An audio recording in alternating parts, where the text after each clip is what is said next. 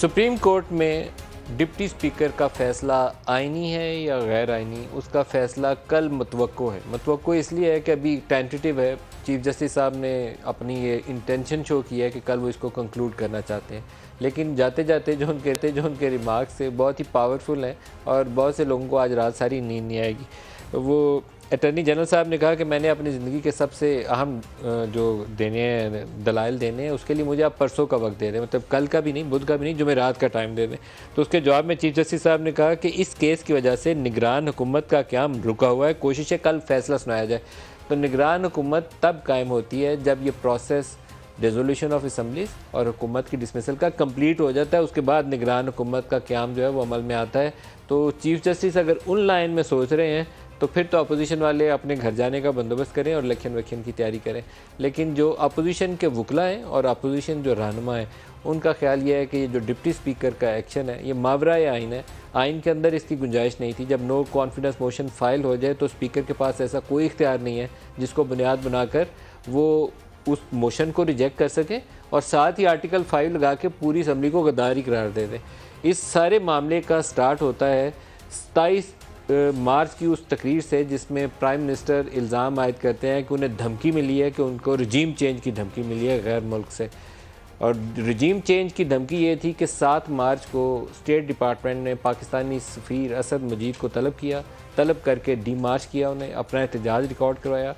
Donald लू उनके assistant secretary for south Asia, उन्होंने उनसे मुलाकात की और प्राइम मिनिस्टर का जो रूस का दौरा था उस हवाले से अपने तहफ़्फ़ुज़ात का इजहार किया। सेनेट कमेटी के सामने जब उनसे सवाल जवाब हुआ तो उन्होंने कहा कि प्राइम मिनिस्टर पाकिस्तान से अभी हमने बात नहीं की, हम अभी देख रहे हैं कि उनके साथ अपने रिलेशनशिप को लेकर आगे कैसे चलना है। बड़ा एक अजीबोगरीब सूरत हाल है, लेकिन प्राइम मिनिस्टर ने जो लबो लहजा इख्तियार किया था वो मुख्तलिफ था। उसमें यह नहीं कहा कि असद मजीद ने एक साइफ़र भेजा या डिप्लोमेटिक केबल भेजी है, उन्हीं की ज़ुबानी सुन लें उन्होंने कहा क्या था। दिखाइएगा जी। हमें पता है कि किन किन जगहों से बाहर से हम पे दबाव डालने की कोशिश की जा रही है, लिख के हमें धमकी दी गई है। मैं इल्जामात नहीं लगा रहा, मेरे पास ये सबूत है, ये मेरे पास जो खत है ये सबूत है।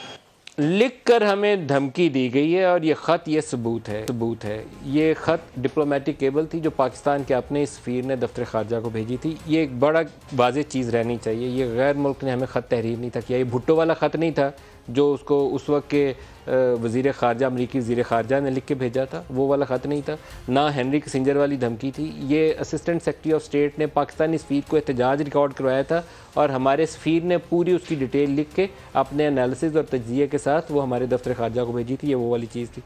अब आर्टिकल 5 जब वोटिंग होनी थी असम्बली के फ्लोर के ऊपर, लॉ मिनिस्टर उठे, उन्होंने तजवीज़ पेश की, उन्होंने कहा कि ये तो गद्दारी के ज़ुमरे में आता है तो आर्टिकल 5 लगाएं इसके ऊपर। उन्होंने आर्टिकल 5 लगा दिया इसके ऊपर।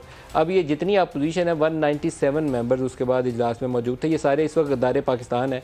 तो या तो सुप्रीम कोर्ट कल सारों को टिकटिकी लगा के डी चौक में फांसी लटकाने का हुक्म दे, असूल यही है। अगर ये गद्दार हैं तो कल ये लटकाए जाने चाहिए, रोज़ों के महीने में नेकी का काम हो जाएगा। तो अगर गद्दार नहीं है तो अपनी सफाई मांगेंगे, जिसके लिए आज अपोजिशन लीडर ने एक बयान भी दिया। दिखाइएगा। आज पूरी कौम के सामने इस इमरान नियाजी ने पार्लियामान के 197 मेंबर्स को गद्दार करार दिलवाया है डिप्टी स्पीकर की रूलिंग के जरिए। तो मैं आज मुतालबा करूंगा जनरल बाजवा से, जो चीफ ऑफ आर्मी स्टाफ हैं, मैं आज मुतालबा करूंगा DGISI से, जो नेशनल सिक्योरिटी काउंसिल के मेंबर हैं, कि अगर खुदा ना खास्ता हमने गद्दारी की है तो फिर ये सबूत कौम के सामने ले आएं। क्या नेशनल सिक्योरिटी काउंसिल में जो मिनट्स पास हुए जिसमें बाहर की बैन अवी साजिश और ऑपोजिशन का कोई रोल है, तो फिर खुदारा इस बात को सामने लेके आएँ। क्या वो मिनट्स उन्होंने साइन किए गए? क्या वो मिनट्स उन्होंने देखे, वेट किए और इस्टेब्लिशमेंट ने या जिस महकमे ने भी वो मिनट्स बनाए हैं, क्या उनकी अप्रूवल थी?